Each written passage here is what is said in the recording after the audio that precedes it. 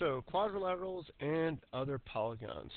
Continue on with our journey through geometry and definitions. Now, polygons are closed plane figures with 3 or more sides, and that means most of the shapes you've been playing with since you were a young child are polygons. And if you think about it, there's one shape that does not meet these requirements, and I bet you can figure that out. You guys can tell me in class tomorrow, maybe. And the rest of them do fit that actual definition. So, examples of polygons. Over here we have regular and irregular ones, and I know there's a little bit of misspelled words in here, but I want to be clear here that that spelling is not due to me. This is from the image that I took out. Regular, irregular, regular, irregular, regular, irregular, and so on. So if you look here, this here is a triangle. A triangle that is regular means that it has all sides that are the same. Any of these things means all sides and all angles are the same to make it a regular polygon. And what type of triangle is this? This type of triangle is going to be an equilateral triangle. It's also going to be an acute triangle, because every angle is less than 90 degrees. Here, none of the sides match up, so it's irregular. Even if just two of the sides matched up and it was isosceles, it would be irregular. In this case here, it's scalene. And it looks like this angle is a little bit bigger, so that's going to be an obtuse scalene triangle, to be specific, but it's an irregular polygon also.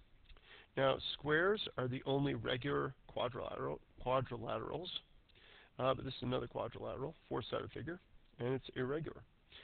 Here we've got pentagons. Here we got hexagons, here we got octagons. You can go to decagons and lots of other ones too. But the point is regular versus irregular is an important difference. So you should make sure to pay attention to that. So moving on quickly here.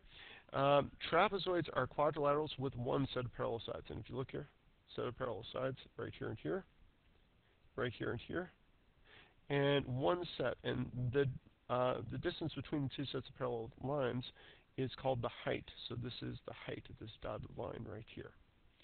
Now, parallelograms are quadrilaterals that have 2 sets of parallel lines. This one here, this one here, this one here, and this one here. Those are all parallel. And in this case here, they're all equal as well.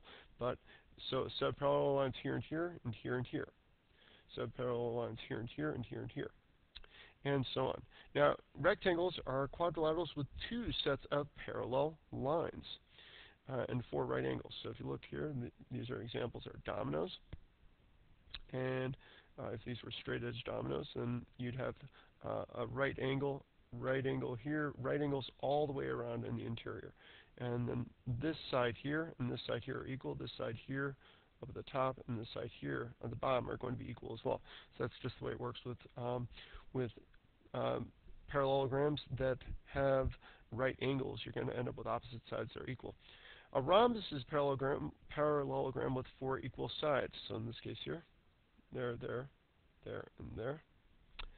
And those are all equal. Now, the angles don't have to be equal. They could be. And if the angles were actually equal, what shape would it be? Well, then we'd end up with a square. And up here for rectangles, if your rectangle has sides that are all equal, then it is actually going to be a square as well. So now down here, square, I know you guys know what a square looks like, but the whole idea of a square is that it has equal sides and 90-degree angles. The thing that, for me, why I don't like this particular guy right here is I don't have a problem with him living under the sea. I don't have a problem with him working in a restaurant. I don't have any of those problems, but with him wearing a tie or anything like that. But I do have a problem with referring to his pants as being square, because I've got to say I think that those are actually rectangular pants. So that would be my objection to SpongeBob SquarePants. So just remember that the next time you watch that show. So that's it, and we are done.